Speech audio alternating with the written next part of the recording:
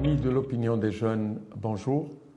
Nous nous retrouvons aujourd'hui dans une nouvelle émission, face à face, face to face. Les temps sont durs, les temps sont difficiles. Notre pays vient de subir une tragédie à laquelle nous faisons tous face, chacun à sa façon. Je voudrais tout d'abord présenter nos condoléances les plus vives à tout le peuple marocain, à Sa Majesté le Roi, leader de notre nation, proche du peuple, à chacun, à chacune. Dans cette souffrance, nous sommes ensemble dedans. Nous essayons avec nos moyens, nous essayons dans l'action, nous essayons, combien même nous sommes blessés au plus profond de nous-mêmes, de faire face, tous, Marocaines et Marocains, ici dans notre pays et de par le monde. J'ai choisi aujourd'hui d'inviter à votre émission un Marocain du monde. J'ai nommé David André Azoulay. David André Azoulay est un citoyen marocain qui vit en France, qui travaille en France, mais néanmoins qui est au Maroc. Je voudrais, en votre nom, le remercier d'avoir accepté de se prêter à ce face-à-face, de faire avec moi le parcours de ces 3 étapes que nous avons vécues: le drame, la tragédie, la solidarité et puis ensuite l'action. David, bonjour. Bonjour. Je te remercie d'avoir accepté de avec venir plaisir. Me rejoindre toujours avec plaisir pour cette émission face à face, face to face, que nous allons aujourd'hui réserver à ce que tu as vécu avec nous avant d'arriver et puis ensuite en arrivant au Maroc. Je voudrais que tu nous dises qui tu es, que tu dises aux amis de cette émission et de l'opinion des jeunes, qui est David André Azoulay? D'abord, je suis un vrai Marocain, c'est-à-dire que j'ai toujours conservé ma nationalité marocaine, mais pas seulement la nationalité, un attachement profond pour mon pays. J'ai été envahi par une infinie tristesse lorsque j'ai entendu parler de cet événement et je ne pouvais pas rester en Europe et laisser nos frères, nos sœurs, nos familles dans cet état-là. Et si je pouvais apporter une petite pierre à cet édifice, à cette générosité marocaine qui est inscrite dans nos gènes, eh bien, mon devoir était de venir et d'être avec ces gens-là, tout près. Alors le drame, puisque drame il y a eu vendredi soir, oui. Drame pour nous tous. Un drame qui nous a secoués, dans le sens du terme. Alors, ces drames-là, on a beaucoup de mal à se remettre de ces drames-là. Ouais. Pourquoi? Parce que c'est inscrit après dans notre mémoire et ça va faire partie de notre histoire. On connaît déjà les drames qui se sont écoulés bien avant et on s'est toujours rendu compte que pour un Marocain, tout est inscrit dans sa mémoire. C'est notre histoire. Ouais. Donc on va vivre avec. On va essayer d'analyser le pourquoi et qu'est-ce qu'on peut faire pour reconstruire, parce que nous avons un devoir de mémoire. Le devoir de mémoire, c'est de reconstruire le pays, d'avancer pour la mémoire de ces gens qui sont morts. On va arriver à la partie reconstruction. Mais vous-même d'abord, et puis ensuite autour de vous, vos amis, aussi bien proches que lointains, comment il a été senti? Parce que ici, nous l'avons senti dans le corps, nous l'avons senti dans l'âme, c'est incroyable. C'est incroyable ce que cette tragédie a remué chez le citoyen. Tu en es un qui est exposé à l'international. Comment tu l'as senti? Cette tragédie, en fait, elle est marocaine, mais je me suis rendu compte c'est la tragédie du monde. Enfin, moi, j'ai reçu des témoignages de tous les pays du monde qui comprenaient pas, qui étaient là, qui présentaient leurs condoléances. Enfin, vraiment, ça a été un séisme pour ces gens-là. Et voir cette générosité et de savoir que nous sommes tellement aimés pas seulement par nos amis, même par des inconnus qui nous disent moi j'ai vécu une belle expérience, je connais le Maroc, j'ai un lien avec le Maroc ou j'ai pas de lien au Maroc, mais on m'a dit que Ben, ils étaient là, ils étaient présents, ils envoyaient des SMS aujourd'hui avec Internet et des vidéos. Une particularité marocaine? Ah, exceptionnel, j'ai jamais vécu ça, moi. Moi, j'ai jamais vécu ça. Le Maroc est un pays particulier. Le Maroc, les gens Quelle est cette particularité? La particularité, les Marocains ne se rendent pas compte de quelque chose. Quand vous avez un passeport marocain et vous voyagez à travers le monde, c'est là où on se rend compte de la valeur du Maroc. C'est quand on présente son passeport et qu'on regarde notre interlocuteur en face, qui le regarde et qui vous dit « Ah, vous êtes Marocain », avec un sourire. Donc l'image que nous avons, elle est extraordinaire dans le monde. Et il faut en profiter et faire partager nos concitoyens pour dire vous êtes aimés dans le monde, on n'a pas de complexe à avoir, et voilà. Et le monde, je vous dis, ça a été un séisme mondial, puisque des gens d'Australie, d'Autriche, de Suède, d'Angleterre, de partout m'ont envoyé des messages pour me dire je présente mes condoléances, je sais l'attachement que tu as pour le pays, et nous sommes avec toi, on apporte ton aide, tout dont tu as besoin. Alors ça, c'est une vague de solidarité. Une vague de solidarité extraordinaire à travers le monde entier. D'accord. Vous avez été invité à venir à une grande école de commerce et de gestion à Casablanca. Vous avez passé quelques jours là-bas, vous avez rencontré beaucoup de monde. Quel sentiment, quelle sensation? Le sentiment, c'est que la jeunesse, cette jeunesse, qui est en fait qui va gérer notre futur. Nous, on a déjà une histoire et qui vont gérer leur histoire. Elle est vraiment formidable. Formidable, plein d'enthousiasme, volonté de savoir, volonté de connaître, curiosité de partager, une entraide entre eux extraordinaire. Ils n'ont pas hésité à recevoir des dons de partout, à aller les chercher, à dépanner les gens. Ils étaient disponibles de façon extraordinaire. Et ce sentiment-là, je ne l'oublierai jamais parce que c'est génétiquement marocain. Quelle était l'occasion À l'occasion de la rentrée des classes de cette école, le SCG, et on a été reçus par le directeur, par des enseignants, par les élèves. Mais ce qui m'a touché le plus, c'est franchement les élèves. Les élèves, cette jeunesse, des hommes, des femmes, des jeunes, ouverts à tout, généreux, prêts à aider, allant dans tous les sens, voulant vraiment avancer de l'avant. Et ça nous rassure, parce que nous, on est des Chibani, comme tu le sais. Eh ben, eux, ils sont là. Et c'est rassurant pour eux. Et vous leur avez dit quoi à ces jeunes? Puisque vous avez pris la parole, vous leur avez dit quoi? Je leur ai dit la fierté d'être marocain, de rester la tête haute. On n'a pas à avoir honte, on n'a pas de complexe, on n'a rien. On est là, on est présent dans le monde et on doit continuer. C'est une mission qu'on doit faire. N'ayez peur de rien. Même dans les échecs, vous allez réussir. Les échecs font partie de la réussite, ça n'existe pas. Il y a quelqu'un qui a réussi, qui a dit j'ai pas eu d'échec, c'est un menteur. C'est un menteur.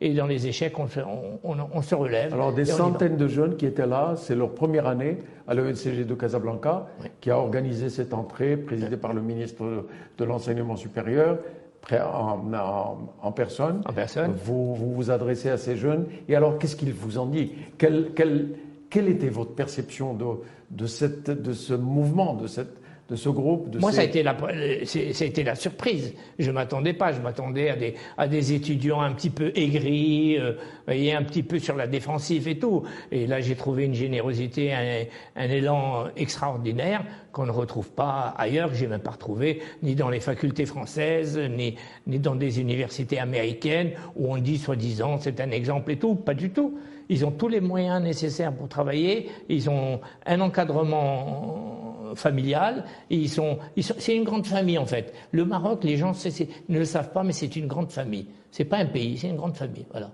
Tout le monde est là, le souverain est présent quand il faut, les autorités sont là, tout le monde répond présent, les jeunes sont là, les militaires, les pompiers, enfin tous les services étaient à la disposition de ce drame qui nous est arrivé.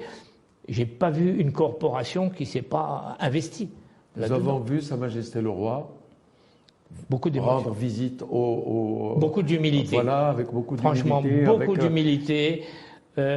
Chapeau, il a même outrepassé, si vous voulez, il n'a pas écouté ses médecins, il a fait ce qu'il avait envie de faire. Voilà. Là, on a senti vraiment un roi du cœur. J'ai pas besoin de masque, j'ai pas besoin de protection, j'ai pas besoin de vos conseils. Je vais directement et j'embrasse qui je veux et je salis qui je veux et voilà. Et ça a été c'est ça le summum de la solidarité. Une fierté extraordinaire. Oui, c'est une fierté extraordinaire. Une fierté extraordinaire. Mais alors pourquoi il y a cette tendance de certains à vouloir imposer une façon de faire, une façon d'être solidaire, une façon de venir à la rescousse? Il n'y a rien à imposer. Hein. Il n'y a rien à imposer. Hein. Le Maroc est un pays souverain.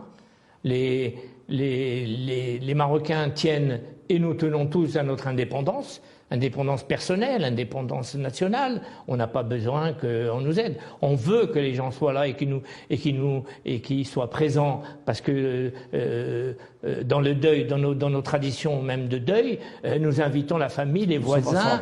Nous faisons, voilà, même dans le deuil, nous invitons les voisins, tout le monde vient. Tout le monde vient, même des inconnus viennent. Et ça fait partie de nos traditions. De partout du Maroc. De partout du Maroc. Des camions. Partout du Maroc. De l'international, vous ne pouvez pas savoir la mobilisation des camions, des couvertures. Moi, il a suffi que je demande des couvertures pour l'école. En espace d'une demi-heure, j'avais les couvertures, les tentes, enfin tout ce qu'il fallait. On m'a répondu présent. De partout, de partout, de partout, de partout. Aujourd'hui, il faut gérer cette logistique. On est dépendant de ce n'est pas facile. Ce n'est pas facile. La reconstruction ne veut pas être facile. Il y a des décisions importantes à prendre, mais il faut les prendre avec la population. Il faut que les gens qui ont subi ce traumatisme puissent être soutenus même psychologiquement. C'est très important parce qu'on parle du matériel, mais une maison qui s'écroule, bon, à la rigueur, on peut comprendre. Mais quand votre esprit est un petit peu dans le brouillard, il faut des aides psychologiques, il faut des médecins, il faut de l'assistance pour que la population retrouve le goût de la vie, le goût des choses et avoir envie de continuer à mettre notre Maroc au sommet de la pyramide, ce qui est important. David André Azoulay, vous êtes en dehors de vos responsabilités à la tête du groupe Georges V, vous êtes écrivain. Oui, et je voudrais vous citer et essayez de lire cette phrase que vous aviez écrite à la lumière de cette tragédie, des événements qui l'accompagnent. Vous disiez dans ce que vous avez écrit un jour, les artistes ne vous vendent pas des œuvres, ils vous offrent une partie de leur âme. Ceux qui sont partis nous ont offert une partie de leur âme. Exactement. Le métier d'artiste, c'est très large. C'est l'écriture, la sculpture, tout ça. Et ceux qui sont morts nous ont offert leur âme pour en faire quoi? Pour reconstruire en mieux, pour comprendre, pour créer cet élan de générosité. Je veux dire, c'est extraordinaire. Je vous dis, même le deuil, malheureusement, c'est une expression qui est un petit peu raccourcie, mais le deuil doit nous servir. Le côté positif du deuil, c'est ça. Nous servir à quoi? Nous servir à reconstruire, à faire une nation forte, à ce qui est la solidarité qui soit toujours présente, ne laisser aucun Marocain sur le bord du trottoir. C'est notre mission pour les années à venir. D'accord. Quel que soit notre rang social, quelle que soit notre réussite. On ne peut pas dire aujourd'hui on est Marocain et on a réussi sa vie socialement ou financièrement, tout ce qu'on veut, si on voit des Marocains qui sont sur le trottoir. Pour moi, c'est quelque chose qui est inadmissible. Pour moi, c'est pas la réussite. Moi, la réussite, c'est vraiment tendre la main et de pouvoir aider ces gens. Ils me demandent pas l'aumône. Ils demandent de la dignité, de leur retrouver une certaine dignité et pour pouvoir avancer, de faire de ce pays un pays fort et ils le méritent. En commençant cette émission, j'ai dit qu'il y avait 3 étapes. La première, c'est le drame. Nous l'avons vécu, il nous a été imposé, par la nature. Ensuite, la solidarité, nous la voyons tous les jours dans son expression la plus belle, la plus éloquente, la plus grande, avec tout le monde venant ensemble pour offrir. Nous avons vu cet homme avec sa bicyclette, offrant un demi-sac de blé. Qu'est-ce que ça vous a... Alors, je vais vous dire, ces gestes qui interviennent pendant un drame, on arrive à les comprendre. Mais moi, en me promenant à Casablanca, dans le souk, j'ai vu des gestes extraordinaires. Ouais. C'est-à-dire des gens qui ne se connaissent pas, qui se croisent et qui prennent le temps de s'arrêter pour aider une vieille à traverser. pour aider un monsieur à s'asseoir. On leur a jamais rien demandé. Non. C'est formidable. Moi, j'ai eu la chance de visiter beaucoup de pays du monde. Franchement, c'est pas parce que c'est mon pays, mais j'ai jamais vu ça. J'ai jamais vu ça. Nous, on a vécu, parce que moi j'ai vécu très jeune ici jusqu'à l'âge de 18 ans, donc moi je l'ai vécu dans ma chair profonde. Mais la revoir plusieurs années après, encore des jeunes qui tendent la main à des gens extraordinaires. Et il y a une vidéo, je ne sais pas si vous l'avez vue, d'une vieille dame qui marchait difficilement, avec difficulté, avec une canne et tout, et qui est venue porter un bidon d'huile pour montrer qu'elle était présente et tout. Pour nous, c'est un symbole extraordinaire. Moi, je trouve que c'est le symbole de notre pays. D'humanisme, d'attachement profond les uns aux autres. Exactement. Oui. Exactement. Mais je veux dire, c'est au quotidien, c'est pas parce qu'il y a un drame. Oui. Il y a un drame, on le vit, chacun fait ce qu'il peut, mais notre pays, il le vit au quotidien. Nous, par exemple, nos vieux, on les garde dans la maison, on les amène pas dans les maisons de retraite et les EHPAD et tout pour se faire, on les garde, on les vit, ils nous ont donné la vie, ils nous ont donné, c'est notre devoir d'être là, d'être présent, de les aider, de les soigner, de s'en occuper, c'est important. Alors la reconstruction, David André Azoulay, se fera comment ? Comment vous la voyez, cette reconstruction ? Moi, je pense qu'il faut prévoir un plan d'urgence. Oui. Le plan d'urgence, c'est de faire on ne peut pas faire une reconstruction sans un état des lieux. Donc, il faut commencer par faire un état des lieux. Que les autorités sont en train de faire. Tracer des priorités, d'accord ? Revoir les modes de construction au niveau des matériaux et effectivement de certaines fondations, parce que là, c'était comme un jeu de cartes qui s'écroulait. Et donc, il faut essayer de remédier pour que ça soit un petit peu plus solide, que le pisé soit encore utilisé, parce que c'est le matériau noble pour ces régions-là, mais en même temps que ça soit fait avec intelligence. Je vous pose la question parce que vous avez construit, vous avez... Oui, moi j'ai fait de la promotion, donc je connais très bien. Promotionnel. Je connais très bien. Alors, refaire la campagne d'une autre façon ? Exactement. C'est-à-dire ? Exactement. Réutiliser des matériaux nouveaux qu'on peut avoir et qui peuvent mettre à l'abri, si vous voulez.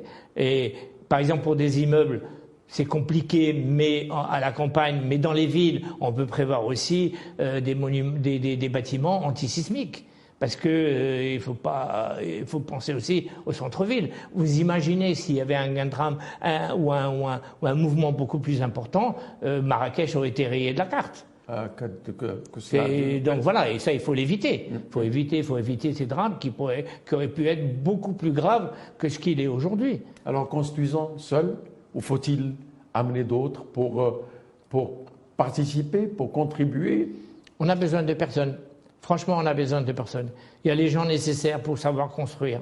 Et on est même à la pointe, on a les architectes, on a les urbanistes, on a les techniciens, on a tout ce qu'il faut au Maroc pour reconstruire, on a besoin de personnes.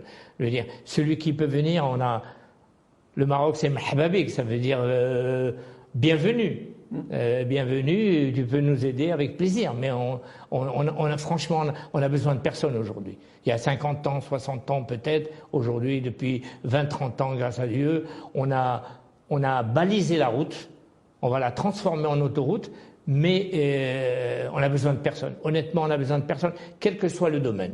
On a besoin d'apprendre, parce que dans la vie, on apprend. Normal. On est curieux, on est une génération de gens curieux, on veut aller visiter les pays, s'abreuver un petit peu de leur côté positif, si vous voulez, et apprendre pour pouvoir, dans notre pays, redonner du sens à tout ça. Mais la construction même, on a besoin de personne. Vous êtes né au Maroc. Oui. Vous rendez au Maroc très souvent, vous êtes là, vous êtes à Marrakech, vous êtes un petit peu partout. Le Maroc que vous avez connu quand vous êtes né, c'est quoi par rapport à aujourd'hui ? Quel Maroc sommes-nous ? Dans quel Maroc sommes-nous aujourd'hui ? Pour justement faire cette liaison entre les générations d'un pays différent, d'un pays émergent que nous sommes aujourd'hui, vous le pensez ? Alors, le Maroc d'aujourd'hui, par rapport à ce que j'ai vécu moi, c'est un Maroc qui a vraiment choisi la modernité à droite, mais la tradition à gauche. Et ça va être notre grande force. Parce que choisir la modernité, on ne veut pas faire de Maroc un Dubaï ou un Singapour ou ces grandes villes. On veut une spécificité marocaine. On veut des immeubles neufs avec de l'intelligence artificielle. On est prêt à aller dans toutes ces nouvelles techniques. Mais en même temps, on veut garder notre Médina, on veut garder notre Koutoubia, on veut garder nos habitudes, on veut garder nos traditions. Voilà, tout ça, ce qui est... Un Maroc authentique. Mais exactement. Rester du Maroc. Et grâce à Dieu, je trouvais que le Maroc s'est modernisé. Mais les traditions sont toujours là. Ça aurait été un drame que ces traditions se perdent au détriment de la modernité. C'est-à-dire que, voilà. Est-ce que c'est cela qui fait du Maroc C'est ce qui fait le Maroc marocaine? Le Maroc d'aujourd'hui, c'est de s'habiller comme on s'habille, vous et moi, mais rentrer dans un endroit et avoir le plaisir de mettre une djellaba et des babouches. Voilà, c'est ça. C'est ça le Maroc aujourd'hui. Et de pouvoir parler plusieurs langues. Alors, vous me dites avoir été à Casablanca, vous avez été à Marrakech. Bon, il y a un drame aujourd'hui à Marrakech, c'est vrai. Le House on a subi la grosse part. Vous avez été à Fès, vous avez été un petit peu partout. C'est partout la même chose? Moi, j'ai pas été à Fès, j'ai été juste à Casa, à Rabat. Et là, je vais à Marrakech justement pour essayer de concentrer certaines forces, parce que j'ai eu tellement de demandes de gens qui savent pas comment faire pour aider, mais aider efficacement. Ils ont toujours peur que les dons partent ailleurs, enfin, de toute la logistique que vous connaissez. Et on va essayer de fédérer tout ça pour que ça puisse aller directement à la population et faire le nécessaire, grâce à Dieu, par l'intermédiaire du compte bancaire que Sa Majesté a mis à disposition des gens, qui sécurise quand même les dons et que ça soit distribué pour des bonnes choses. C'est pour ça que l'état des lieux est important, pour tracer les priorités et que l'argent n'aille pas dans des choses inutiles. Alors un appel de David André Azoulay à ses amis, à tout le monde. Pour faire quoi? Pour venir. Je sais que vous êtes sur une opération de 200 médecins qui vont venir. Qui sont prêts à venir, qui sont déjà là. Il y a déjà une partie qui est là. Oui. À la tête de cette ONG, il y a Nasrine Daoudi, qui est une grande championne du Maroc que tout le monde connaît, qui a un cœur énorme, et qui a fait beaucoup de choses à partir de la France. Elle m'a annoncé une bonne nouvelle, c'est qu'elle vient demain, je crois, ou après-demain à Marrakech. Enfin, tous les Marocains sont mobilisés. Parlez-leur.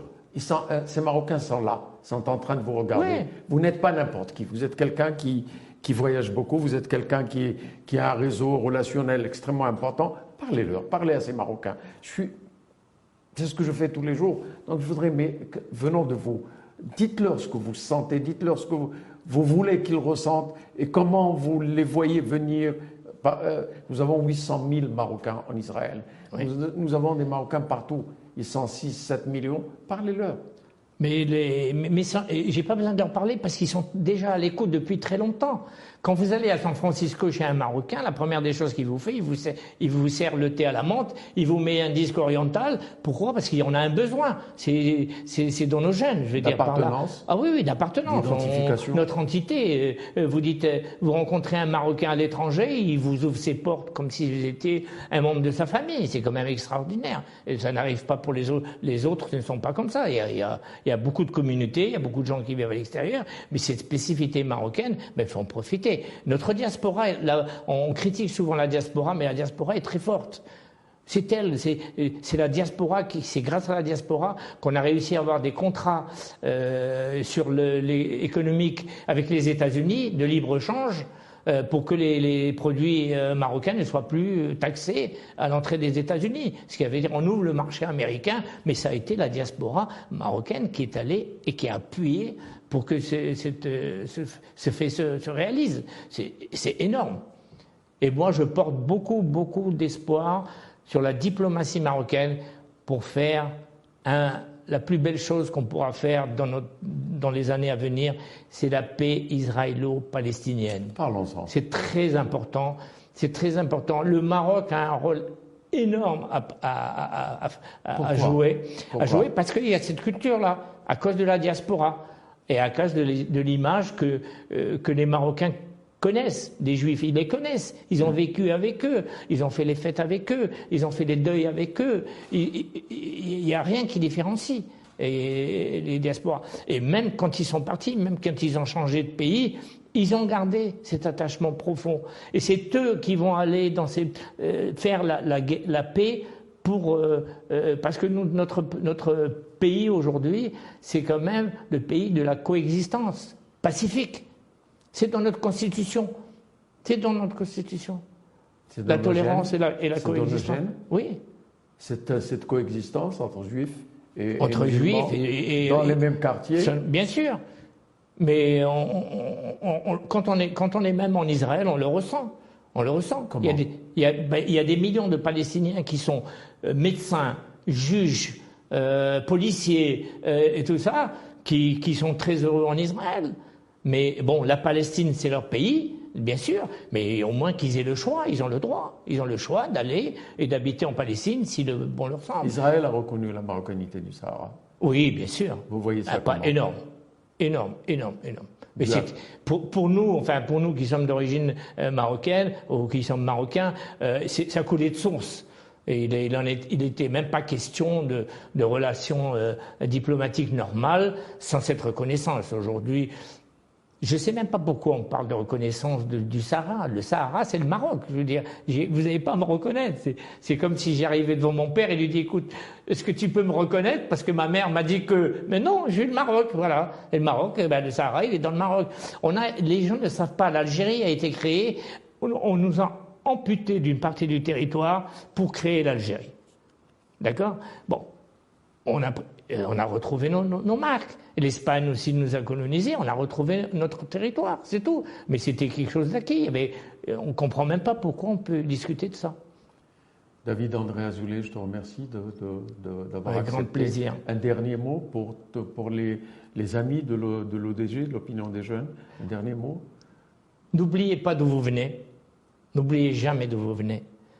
Vous savez où vous êtes né. Il faut choisir l'endroit où vous allez mourir. Moi, je dis même pas mourir, je dis dormir, c'est très important. N'oubliez pas vos origines, ne changez pas de nom, ne changez pas de nationalité, ça ne sert à rien. Restez marocain comme vous êtes, avec vos valeurs et vos convictions, et vivez vos rêves. C'est un rêve magnifique, et c'est un beau pays, et notre rôle, c'est que vous preniez le relais avec nous. David André Azoulay, merci. Avec plaisir. D'avoir accepté de vous prêter à ce face-à-face qui intervient à un moment très pénible pour nous tous. Mais ce moment très pénible nous donne beaucoup d'espoir. Beaucoup de force aussi. Et beaucoup de force. Quelqu'un disait que lorsque le Maroc est heureux, la Coupe du Monde, le monde était heureux. Exactement. Aujourd'hui, le Maroc est triste, mais le monde est triste avec nous. À quelques exceptions, nous reviendrons. Nous regrettons d'ailleurs ces exceptions parce qu'on a été surpris par ces exceptions. On peut en parler 2 minutes, c'est très important. C'est anormalement, cette situation est anormale. C'est anormal. Oui. La France, avec tout ce qu'on a comme relation, on adore ce pays, on adore la culture. Au Maroc, ils sont toujours les bienvenus et tout. Je veux dire, franchement, on n'a aucun sujet de discorde. Et là, avoir cette position qui est inadmissible, on n'essaye même pas de la comprendre. On ne comprend même pas comment on peut faire ces choses-là. On n'est pas des mendiants, on n'a besoin de rien, on ne demande rien. Et vous voulez venir, marhaba bikoum, c'est tout. Voilà. Encore une fois, merci. Avec plaisir. De l'Opinion des Jeunes, ce face-à-face arrive à sa fin. Je vous remercie de votre soutien. L'émotion est grande. J'aimerais pouvoir l'exprimer. Je sais que vous êtes avec nous. Nous sommes ensemble dans cette tragédie. Nous nous en sortirons solidairement pour reconstruire et pour aller encore plus de l'avant. Excellente journée.